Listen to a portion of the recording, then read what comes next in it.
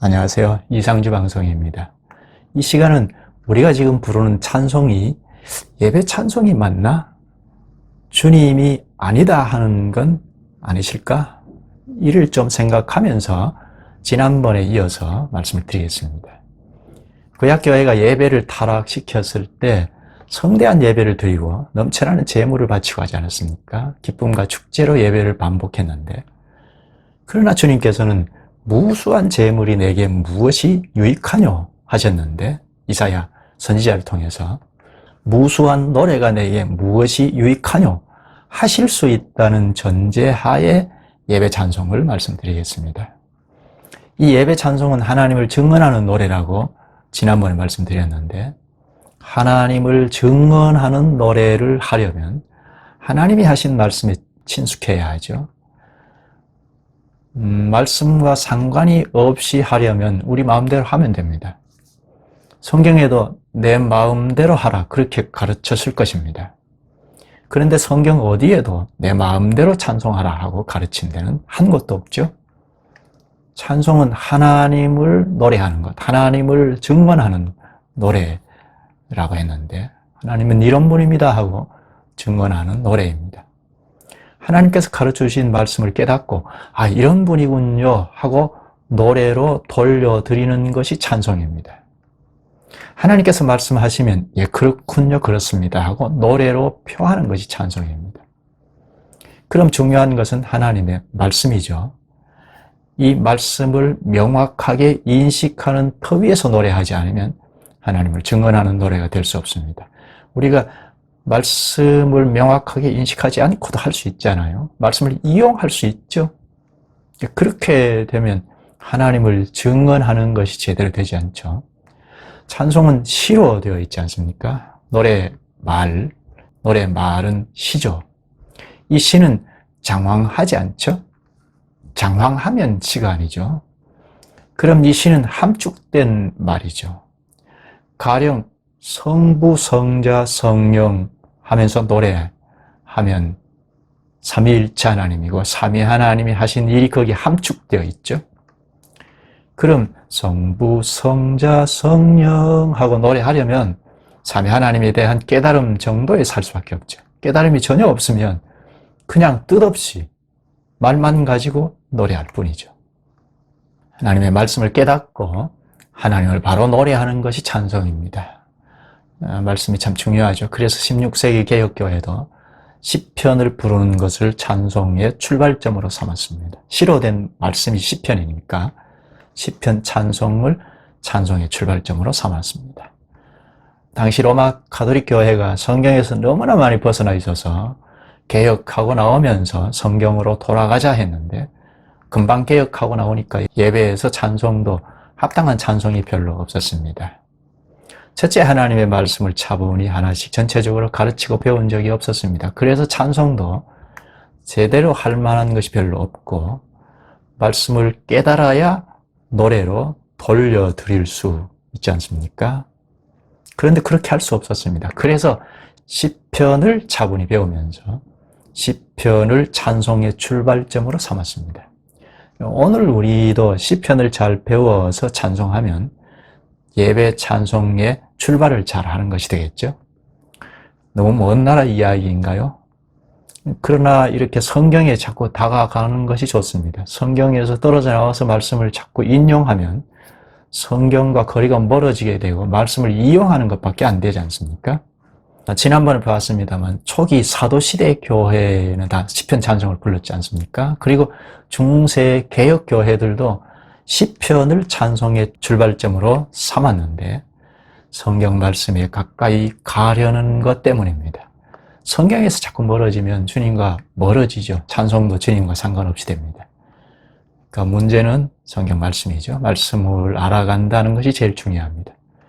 시편 찬송이든 혹은 창작에서 부르는 찬송이든 그냥 말만 불러서는 하나님을 노래하는 것이 아니죠.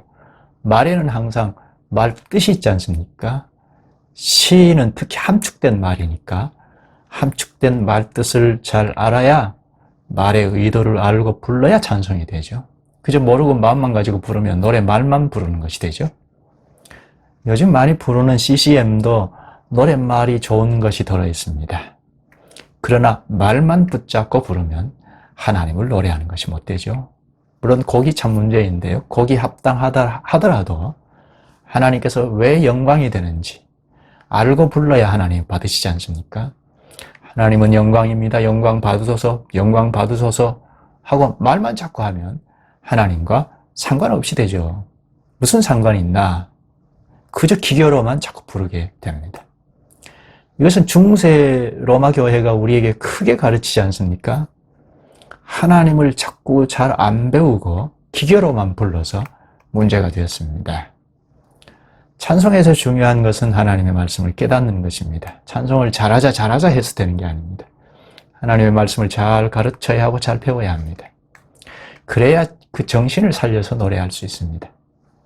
말씀을 안 배우고 찬송을 잘할 수는 없습니다. 하나님이 이런 분이구나, 이런 일을 하셨구나 하고 자꾸 깨달아가면서 노래해야 찬송이 됩니다. 물론 처음에는 막연히 부를 수 있습니다. 하나님 거룩한 분입니다. 사랑이 많은 분입니다. 할 수 있습니다. 그런데 자꾸 말씀을 더 깨달으면 그만큼 경의를 표하죠. 사람과의 관계도 이웃집 아저씨인 줄 알고 절을 했는데 우리 아버지와 친구분인 줄 알았을 때는 인사가 달라지잖아요. 그런데 아버지와 뗄 수 없는 분인 줄 알았을 때는 훨씬 경의를 표하죠. 그런데 그분이 나를 아들처럼 생각한다는 것을 알 때는 말할 수 없는 경의를 표합니다. 그와 같습니다. 하나님이 이런 일도 하셨구나. 이런 포부를 가지고 이러한 분이구나. 이러한 분이 우리 하나님이구나. 우리 아버지구나 하는 것을 알아갈 때 하나님을 더 잘 부릅니다. 찬송이 점점 더 생생해집니다. 매년 아는 것이 그대로 그 상태로 멈추어서 계속 반복 부르면 내리막길로 갑니다. 예배가 합당치 못하면 타락하듯이 찬송도 마찬가지입니다.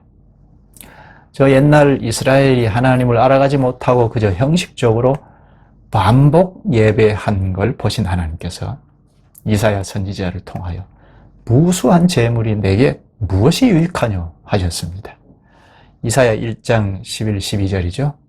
무수한 재물이 내게 무엇이 유익하뇨? 헛된 재물을 다시 가져오지 말라 하셨습니다.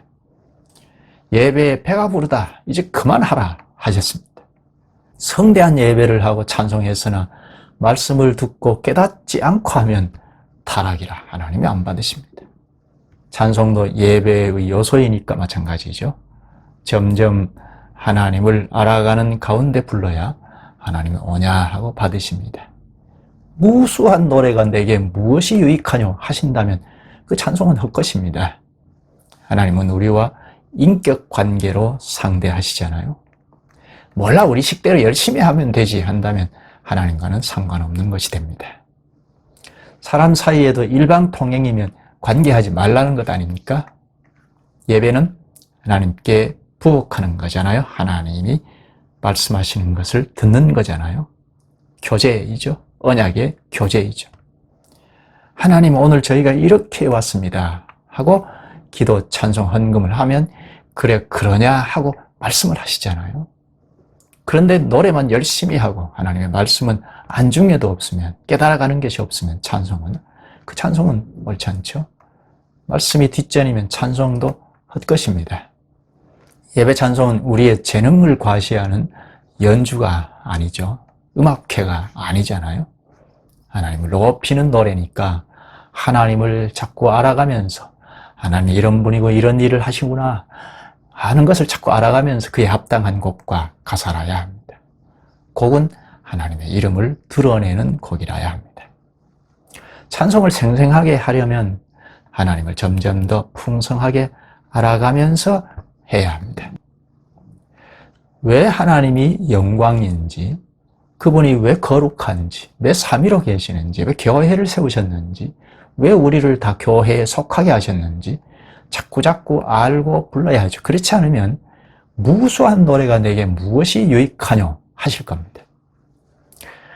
오늘 여기까지 하겠습니다. 좋아요, 구독을 누르시고 계속 시청하시면 용기를 내어서 힘써 돕겠습니다. 참으로 힘겨운 시대를 살아가는 우리가 다 힘을 내셨으면 좋겠습니다. 오늘도 그리스도의 위로 가운데 평안을 잃지 않으셨으면 좋겠습니다. 고맙습니다.